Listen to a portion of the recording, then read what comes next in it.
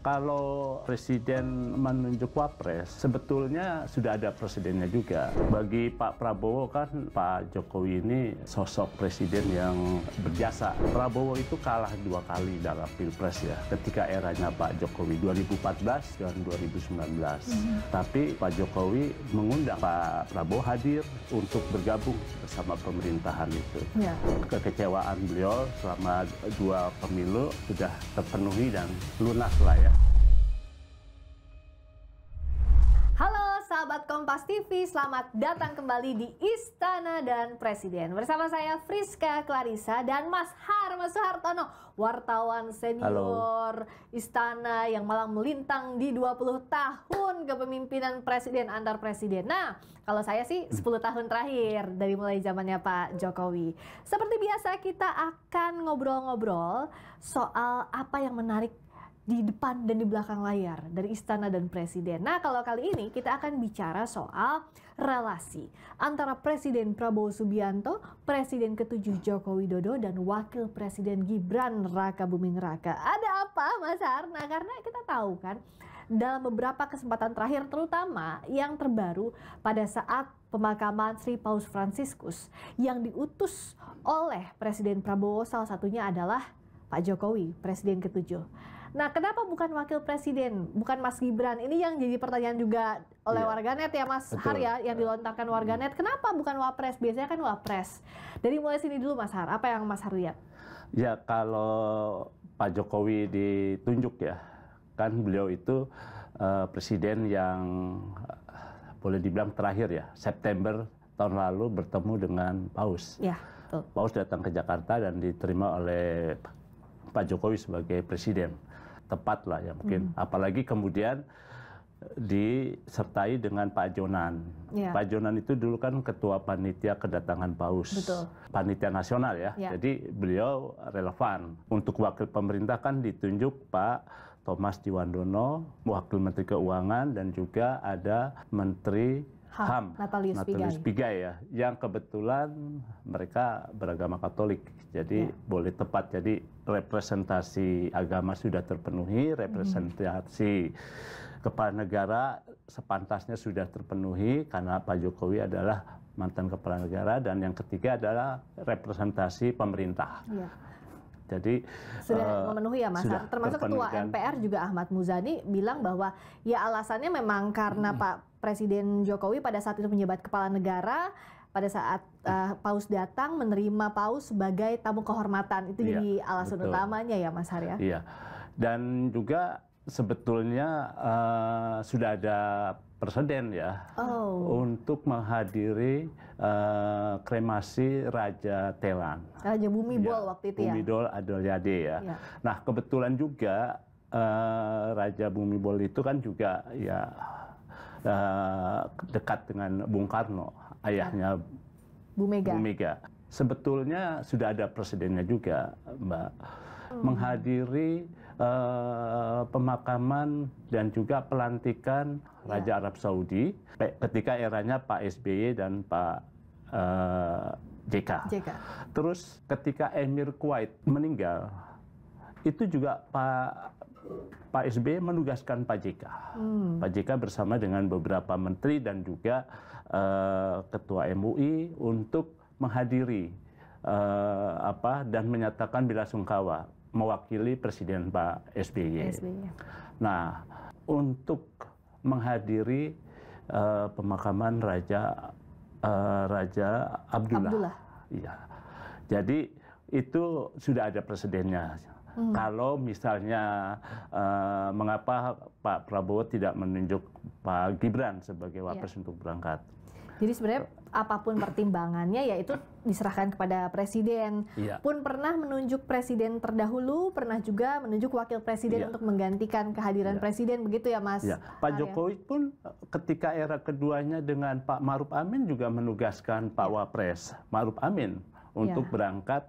Ya, Pak Wapres hadir di sana dan juga menyatakan duka cita kepada Perdana Menteri yang baru ya. Terus juga menyampaikan pesan duka citanya Presiden Jokowi waktu itu. Jadi sebetulnya biasa tradisi Pak Prabowo juga kalau memang perlu untuk menugaskan Pak Wapres sudah ada. Sudah gitu biasa ya Mas Har. Tapi kan relasi antara Presiden Prabowo dengan Presiden Jokowi selalu dimaknai spesial oleh warga, oleh publik dari mulai bahkan saat waktu itu Pak Prabowo ditunjuk jadi menterinya Pak Jokowi itu kan awal dari rival tiba-tiba jadi kawan. Nah, termasuk dalam penunjukan Pak Jokowi, apakah Mas Har melihat juga ada suatu kehormatan yang diserahkan kepada Pak Jokowi untuk menghadiri pemakaman Sri Paus? Ya, barangkali ada kehormatan dan mungkin kesetiaan ya, ya loyalitas ya. Bagi Pak Prabowo kan Pak Jokowi ini sosok presiden yang boleh bilang berjasa ya. Prabowo itu kalah 2 kali dalam Pilpres ya, ketika eranya Pak Jokowi 2014 dan 2019. Tapi Pak Jokowi mengundang Pak Prabowo hadir untuk bergabung bersama pemerintahan itu. Artinya kekecewaan beliau selama 2 pemilu sudah terpenuhi dan lunas lah ya. Awalnya juga waktu itu hubungannya cair. Saya ingat Mas 2019 ngejar-ngejar waktu itu Pak Prabowo sama Pak Jokowi saat di MRT. Itu kan pertama kali ketemu setelah 2019 ya Mas ya? Betul, iya. Jauh sebelum itu ketika Pilpres 2014 itu Pak Jokowi sudah datang loh. Oh iya, yang berkuda. Sebelum ke rumah dulu, ke rumahnya ayahnya Pak Prabowo di Kertanegara. Iya. Jadi itu jauh sebelum itu bahkan. Pak Jokowi datang sekaligus mengundang Prabowo. Nah, Prabowo waktu itu hadir ketika pelantikannya.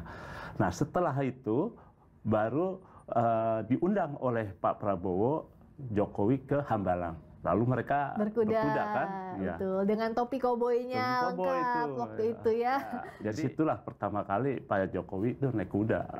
Ya karena didampingi oleh Pak Prabowo ya. Tapi tanda-tanda masuk kabinet itu 2019 itu ya Mas? Memasuki pemilu 2019, setelah Pilpres memang kan suasananya panas ya. Betul, waktu itu banget. Panas banget kan, sampai ada beberapa kali aksi demonstrasi ya di Tamrin ya. Di depan. Itu juga saya ngeliput Mas.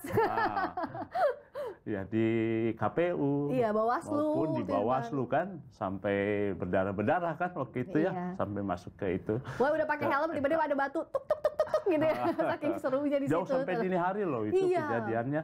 Nah, setelah itu ya melalui beberapa lobby juga dibarengi dengan kesadaran baik Pak Jokowi maupun Pak Prabowo, mereka akhirnya bertemu kan. Bertemu di MRT. Jadi dari Lebak Bulus mereka berdua naik MRT sampai ke HI. Di HI keduanya masih melanjutkan pertemuan terus makan berdua. Di situ mulai ada isyarat bahwa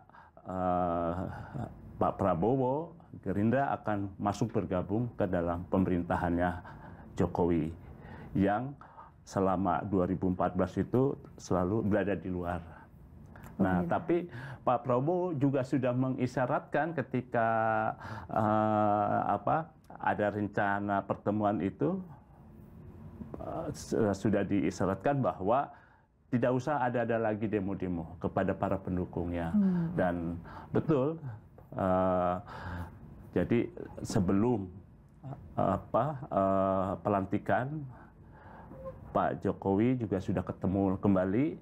Prabowo datang ke istana kan, Mbak? Iya, betul. Datang ke istana, terus mereka berbicara dan kemudian berselfie ria. Iya. Rame-rame itu sama teman-teman wartawan. Iya, bareng kita. Itu kan bersama-sama Pak Jokowi, terus Pak Prabowo gitu ya. Dan jadi headline juga waktu itu di Kompas. Betul, iya. Di Kompas jadi headline itu. Nah, disitulah ada rekonsiliasi dan betul ketika setelah dilantik 20 Oktober, tanggal 21 Oktober 2019, Pak Prabowo ikut dilantik ya. Dipanggil bersama dengan Pak Edi Prabowo. Iya, berdua waktu itu. Jadi kader Gerindra itu ketua umumnya dan juga sekjennya ya waktu Pak Edi. Pak Edi Prabowo. Diangkat oleh Pak Jokowi sebagai Menteri Pertahanan dan juga Menteri Kelautan. Yang menarik waktu ada Pak Prabowo dengan Pak Edi kan, kita lagi nungguin doorstep waktu itu ya di istana. Siapa nih kira-kira yang dipanggil? Udah ada kabar-kabar tuh, kayaknya Pak Prabowo mau datang. Wah, masa sih kita begitu kan? Kita nungguin sampai akhirnya Pak Prabowo dan Pak Edi Prabowo datang. Udah itu langsung jadi berita yang besar. Karena kan setelah pertemuan itu kita nggak tahu ya apakah betul Pak Prabowo itu ciri-cirinya akan masuk ke kabinet. Ternyata betul. Waktu di MRT juga kan ada Pak Edi Prabowo di situ yang mendampingi salah satunya sebagai orang kepercayaan Pak Prabowo saat itu ya. Ya, namanya juga politik kan dinamis banget ya. Bisa saja meskipun ada pertemuan bisa berubah, tidak dipanggil ya. Gitu. Tapi akhirnya kan dipanggil ya, dan saya ingat juga ya bagaimana rasa bagaimana perasaan Prabowo itu sangat terharu waktu itu ya. Jadi setelah diangkat menjadi Menteri Pertahanan, Pak Jokowi juga diundang waktu itu. Ini cerita orang dalamnya Pak Jokowi nih kepada saya, 2 orang yang bercerita. Jadi sebelum acara Prabowo mengajak Pak Jokowi masuk ke dalam ruang kerjanya Pak Prabowo. Ya, mereka berbincang, nggak lama Pak Prabowo terharu, katanya memeluk Pak Jokowi sambil berkata kira-kira gini, Mbak, di sini saya dipecat sebagai prajurit TNI, tapi di sini Bapak mengangkat harkat saya kembali sebagai prajurit TNI. Ya, Pak Jokowi merasa ya terharu juga, tersanjung, ada kehormatan, ada kesetiaan, ada ucapan terima kasih yang dirasakan di situ. Dan memang pada akhirnya kan dalam perkembangan berikutnya ketika Pak Jokowi akan berakhir, kan Pak Jokowi juga mulai melihat kan siapa sosok yang bisa menggantikan dirinya itu. Karena pernah Mbak dalam pertemuan dengan kami dengan Litbang dan redaksi Kompas, beliau bilang tuh bahwa yang harus diubah dalam sistem pergantian pemerintahan adalah pemerintahan berikutnya adalah orang yang bisa meneruskan kepemimpinan sebelumnya, sehingga pemerintahan baru itu tidak mulai dari nol, tapi sebagai kelanjutan. Karena seringkali mulainya dari nol, karena ganti program lagi, berbeda visi lagi gitu ya Mas. Apalagi kan Pak Jokowi sudah banyak melakukan hal ya, infrastruktur dan pembangunan dan lain-lain, IKN yang juga pasti harapannya penggantinya itu bisa meneruskan program-program beliau. Jadi dalam beberapa kali pertemuan akhirnya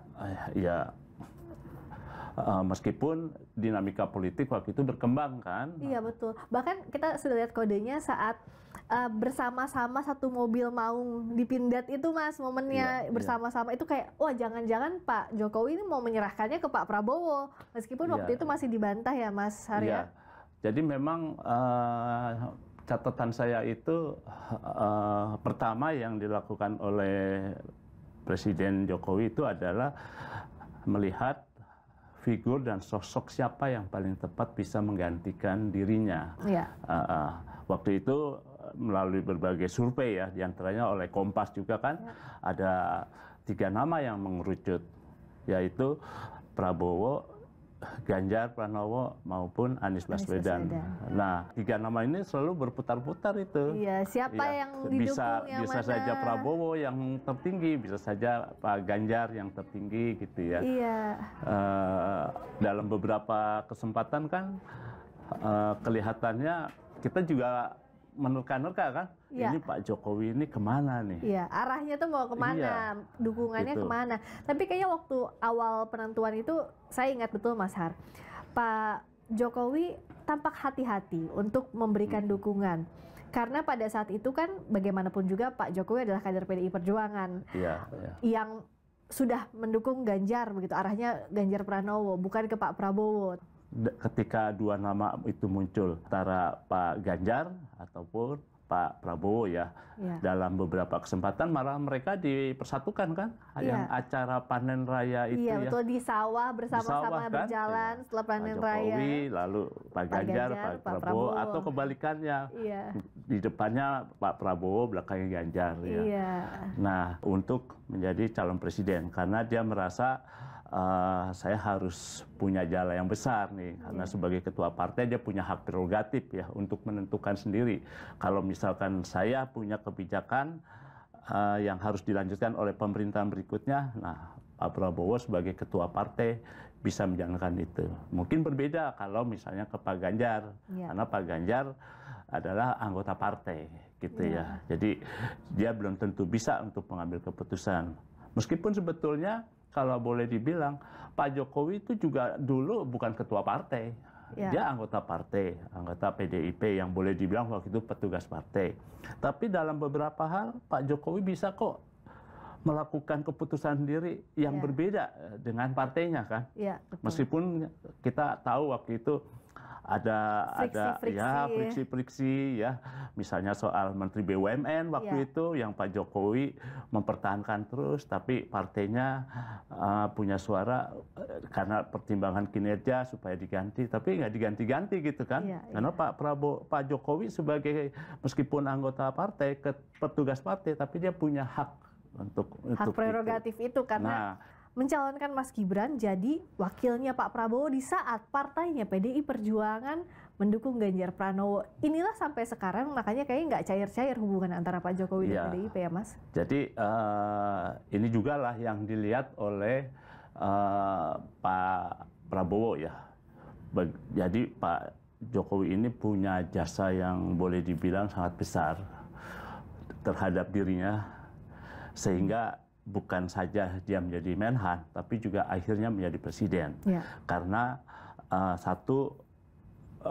Pak Jokowi ini kan yang boleh dibilang mengarsiteki pasangan Prabowo dengan Gibran itu ya. Jadi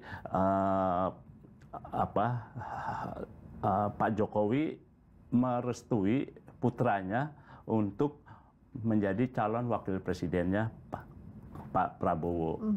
Jadi disitulah kunci kemenangan, karena figur Pak Wapres Gibran itu adalah personifikasi dari Pak Jokowi. Jadi keberlanjutannya itu double ya, ada Pak Prabowo, ada Mas Gibran di sana. Makanya nggak heran kalau dengan dinamika dan warna-warni politik pada masa kampanye itu ya, berbagai hal, akhirnya pasangan Pak Prabowo dan Pak Mas Gibran unggul satu putaran kan, 58,6%.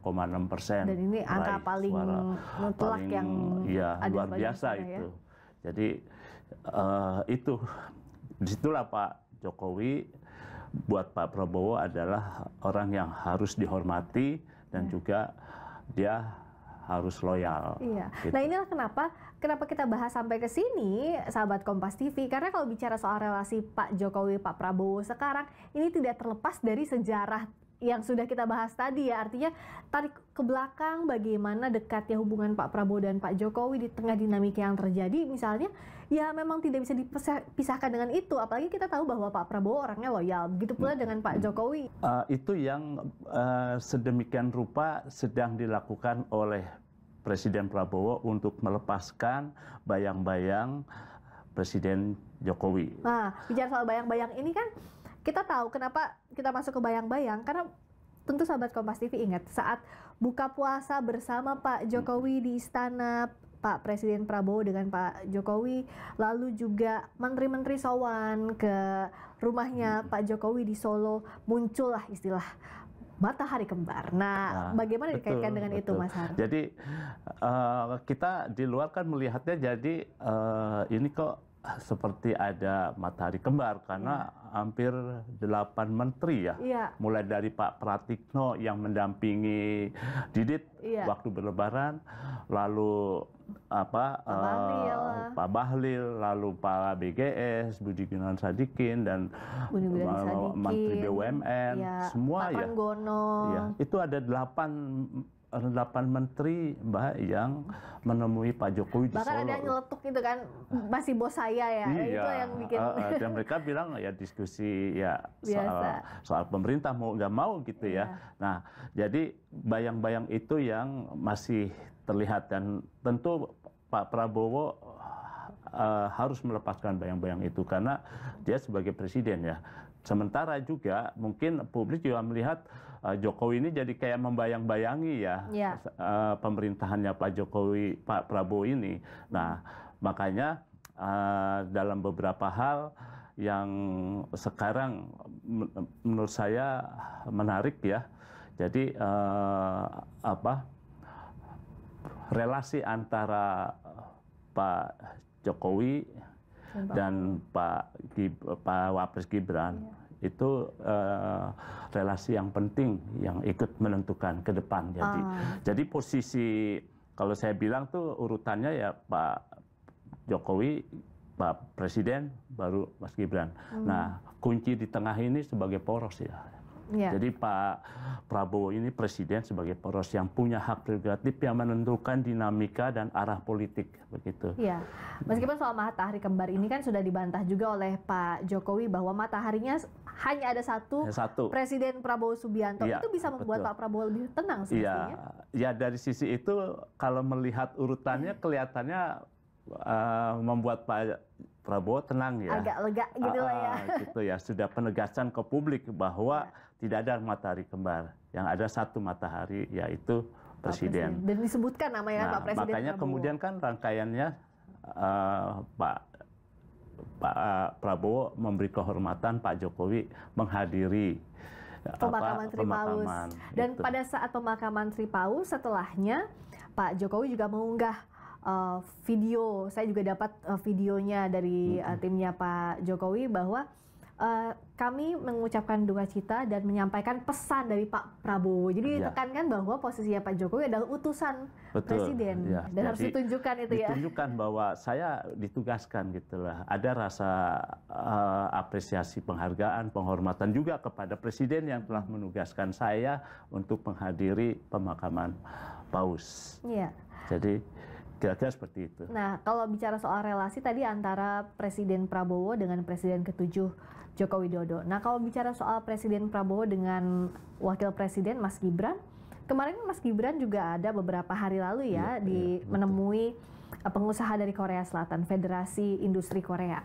Nah, di situ ada Mas Gibran. Kan sering jadi pertanyaan, kok nggak banyak ketemu, meskipun kalau kita lihat kan setiap rapat kabinet ada juga Mas Gibran di situ yang mendampingi Pak Prabowo. Nah, Mas Har lihatnya gimana sih dilibatkannya Mas Wapres di kegiatannya Pak Presiden? Cerita kemarin itu, tadi saya ngobrol lagi dengan teman-teman di istana, itu tidak ada jadwalnya. Asalnya nggak ada? Tidak ada Wapres Gibran ikut mendampingi presiden menerima delegasi pengusaha-pengusaha Korea Selatan sekaligus makan siang ya. Dan tadi saya dengar juga itu langsung presiden perintahkan Pak Teddy kemarin, Pak Teddy langsung menghubungi ke Mas Gibran untuk hadir. Dan ini surprise menurut saya. Jadi ini barangkali setelah Pak Prabowo menugaskan Pak Jokowi mengupload bahwa saya menyampaikan pesan presiden, jadi ada semacam penghormatan sehingga relasi itu kemudian tampaknya mulai diperbaiki. Jadi Pak Wapres mulai diundang. Nah, harapan kita ke depan Pak Wapres juga diundang karena selama ini betul hanya sidang kabinet paripurna saja Pak Wapres diundang. Tapi dalam rapat terbatas, waktu menentukan Danantara maupun soal-soal lain itu nggak pernah ada. Pak Wapres nggak pernah diundang. Ketika Danantara diresmikan di halaman tengah istana, baru diundang. Tapi prosesnya tidak dilibatkan. Proses sampai akhirnya diluncurkan Danantara itu tidak ada campur tangan Pak Wapres, meskipun ada Pak Jokowi dalam strukturnya. Betul. Jadi tidak dilibatkan. Nah, selama ini yang saya pantau ya, acara-acara Pak Wapres itu tidak pernah ada yang boleh dibilang tuh tercover dengan baik oleh publik. Karena memang info acaranya pun kepada wartawan tidak pernah ada. Iya, kawan-kawan yang di Wapres tuh jarang dapat informasi ya. Mereka nggak punya informasi. Agendanya apa misalnya? Nggak tahu, tapi hanya ada tiba-tiba rilis yang dibuat oleh Deputi pers Pak Rusmin ya, ingat baru teman-teman mengutip. Yang sama ini ada adalah Pak Wapres itu yang catatan saya ya, pernah membuka sidang raya PGI di Manado, lalu mengunjungi bencana Gunung Lewotobi di NTT. Nah, rapat yang saya ingat pernah juga memimpin rapat di Menpora, juga memimpin rapat tentang bencana di BNPB. Gitu. Tapi habis itu tidak pernah lagi memimpin rapat, nggak pernah terdengar lagi. Jadi beliau hanya datang ke lokasi-lokasi kebakaran kemarin di Jakarta Utara, lalu ada meninjau sekolah proses makan bergizi. Terus itu yang tercatat kita lihat bahwa sehari setelah Pak Wapres pelantikan kabinet, yang dilakukan Pak Wapres adalah masuk ke terowongan di MRT di depan istana itu. Besoknya baru ke MBG melihat proses makan bergizi sebelum diresmikan. Itu, tapi acara-acara yang secara resmi itu jarang. Bahkan publikasinya juga jarang. Itu. Nah, jadi orang taunya surprise kemarin itu. Loh, kok ada Pak Wapres tiba-tiba gitu, Mas Wapres di sana. Betul. Tapi kan sebenarnya kalau yang kita baca beberapa waktu ini artinya relasi antara Pak Presiden Prabowo dengan Wapres Mas Gibran ini ada rem dan gas begitu ya, saat dianggap misalnya, atau dengan Pak Jokowi juga. Bagaimana nih, apakah akan ada matahari kembar atau tidak saat ada pernyataan Pak Jokowi menegaskan bahwa tidak ada matahari kembar, baru adalah rilis begitu ya. Artinya lebih renggang gitu ya, lebih tidak tensnya tidak tinggi begitu, agak melunak. Pak Jokowi diundang ke Vatikan begitu ya Mas Wapres ya, Mas Har. Ternyata diundang juga saat bertemu dengan yang sekarang lagi Federasi Korea. Mengejutkan juga adalah pernyataan Forum Purnawirawan TNI. Nah, itu tuh. Itu juga ya yang sekarang jelas karena dari 8 tuntutan yang diminta oleh Forum Purnawirawan, diantaranya ada mantan wakil presiden kita Pak Tri Sutrisno ikut di situ. Itu meminta supaya Pak Wapres diganti. Permintaan itu kepada MPR. Nah, sampai sekarang Presiden tidak bisa merespon. Sulit memang untuk merespon itu. Nah, terhadap desakan tuntutan para purnawirawan itu yang muncul adalah penasihat khususnya Presiden, Jenderal Wiranto ya. Pak Wiranto, menurut Pak Wiranto, ya, permintaan itu Presiden memahami, tapi tidak bisa melakukan apapun karena beliau adalah di luar. Beliau adalah bagian dari eksekutif, jadi itu adalah kewenangan di legislatif, di MPR dan DPR. Nah, tapi menurut Pak Wiranto itu kan tidak mudah ya, jadi dan menimbulkan kegaduhan baru nanti itu. Jadi Presiden ya tidak akan berkomentar gitu ya, karena akan jadi riskan juga. Apalagi Pak Presiden Prabowo dan Wakil Presiden Gibran Rakabuming itu dipilih oleh rakyat, mendapat mandat dari rakyat melalui pemilihan langsung. Iya, itu kan Pak Prabowo kan juga menjaga relasinya dengan Pak Jokowi gitu ya. Jadi desakan itu betul menyulitkan, meskipun yang saya ikuti sekarang berkembang, ada pakar tata negara ikut ngomong begitu ya. Jadi persoalan itu yang mungkin sekarang mungkin mulai diubah ya. Pak Wapres mulai berubah sekarang, beliau hadir sekarang, belum lama ini sudah muncul dalam bentuk video monolog. Nah, kemunculan Wapres di video monolog soal kemajuan dan tantangan yang dihadapi bangsa, apakah menjawab ada tuntutan mundur ini, Mas Har? Artinya ya bahwa ada Wapres itu dan memikirkan plan apa untuk bangsa ini yang selama ini diragukan, salah satu oleh Forum Purnawirawan TNI. Video itu akan terus dibuat oleh Mas Wapres ya, karena ya dari cerita-cerita di Istana Wapres itu, Mas Gibran ini sudah menyediakan ruangan khusus memang untuk beliau akan berbicara melalui program video monolog itu. Jadi 3 kali program yang dimulai kemarin di akhir April itu akan terus berlanjut. Bahkan akan ada video-video berikutnya. Nah, tapi itu kan juga oke lah, itu mungkin dari sisi itu bagus, mengajak anak muda untuk melihat situasi Indonesia. Ayo, tapi hadapi tantangan itu ya, menghadapi bonus demografi nanti 2045 itu ya. Jadi anak-anak muda itu terus diangkat gitu. Tapi yang sebetulnya harus dilakukan oleh Mas Wapres itu adalah banyak loh tugasnya Mas Wapres itu. Bukan sekedar di dalam Undang-Undang Dasar 45 membantu Presiden sehari-hari, bukan.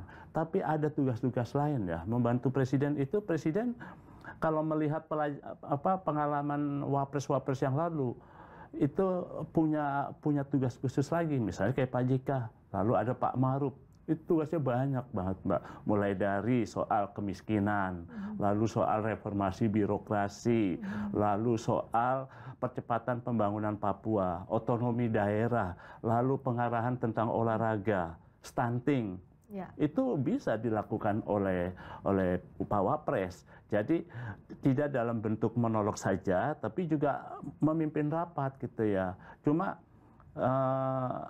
kalau sekarang nggak memimpin rapat, saya khawatir juga jangan-jangan benar yang saya dengar katanya nggak boleh memimpin rapat itu. Nah, kok nggak boleh sama siapa? Itu yang menurut saya sebetulnya itu harus ditampilkan.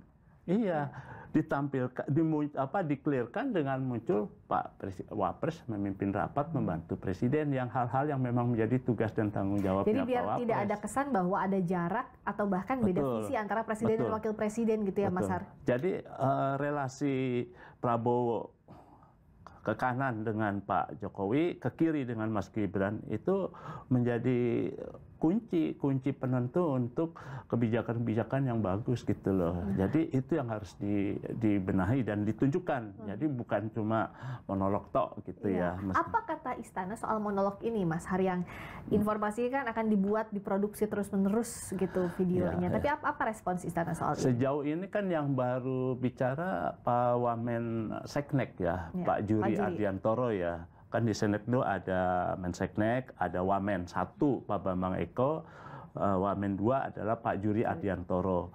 Nah, Pak Juri kebetulan juga ngomong ketika hadir di DPR, dia mendampingi rapat kerja kelihatannya. Beliau menyatakan bahwa ya itu sah-sah saja video monolog yang dilakukan itu kan memang tugasnya Wapres bicara salah satunya gitu ya melalui video monolog. Itu yang tidak ada yang salah kalau menurut Pak Juri apa yang dilakukan oleh Pak Mas Wapres Gibran itu. Nah, jadi kalau bicara soal relasi antara Presiden Prabowo dengan Mas Wapres, Mas Gibran, tidak hanya kuncinya di masing-masing Pak Prabowo dan Mas Gibran, tapi juga tim di balik masing-masing ya, Mas Har tampaknya ya. Betul, iya. Jadi boleh dibilang Istana itu harus bisa menyatukan ya Pak Jokowi punya jasa besar buat Prabowo. Terus tapi Pak Prabowo ini adalah penentu poros tengah. Jadi dia yang menentukan arah dinamika. Begitu juga Pak Wapres gitu. Jadi Pak Prabowo ini yang harus bisa mendinamisasikan relasinya dengan Pak Jokowi dan juga mendinamisasikan programnya dengan Mas Wapres, sehingga Wapres sebagai yang membantu Presiden itu bisa efektif gitu dengan tugas-tugasnya. Begitu juga Pak Jokowi yang punya pengalaman 10 tahun menjadi Presiden, 2 tahun menjadi Gubernur DKI, lalu 8 tahun menjadi wali kota. Itu punya pengalaman banyak yang bisa membantu Presiden Prabowo melalui pandangan-pandangannya, pemikirannya, nasihatnya mungkin, masukan-masukannya gitu ya. Sehingga Pak Prabowo itu bisa menjalankan pemerintahannya itu dengan baik gitu ya, tetap menjaga kehormatan Pak Jokowi juga, itu harus benar-benar sama-sama kuat mendorong ke depan untuk terwujudnya Indonesia yang sejahtera. Menarik banget ya, ternyata relasinya tidak hanya presiden dengan wakil presiden, tapi juga dengan presiden terdahulu, Pak Jokowi, karena bagaimanapun juga Presiden Prabowo pada saat awal pemerintahannya sudah mendeklarasikan bahwa pemerintahannya adalah kelanjutan dari pemerintahan Presiden Jokowi. Ini menarik sekali. Gimana sahabat Kompas TV, sudah dapat daging-dagingnya dari awal sampai akhir podcast kita? Bagaimana relasi antara Presiden Prabowo, Presiden ke-7 Joko Widodo, dan juga Wakil Presiden Gibran Rakabuming Raka? Udah dapat kan di depan, di balik layarnya, cerita di sekitarnya. Mas Har, terima kasih banyak ya. Sama-sama. Ya. Kita akan ngobrol lagi, tetap di Istana dan Presiden. Banyak-banyak nontonnya dong, diulang-ulang nontonnya biar viewsnya semakin banyak, kita semakin sering juga ketemunya. Terima kasih banyak ya sahabat Kompas TV. Like, comment, subscribe, share apapun itu kontennya dari Kompas TV. Sampai ketemu lagi, saya Friska Clarissa dan Mas Har pamit undur diri. Ya, terima kasih. Sampai jumpa. Ya.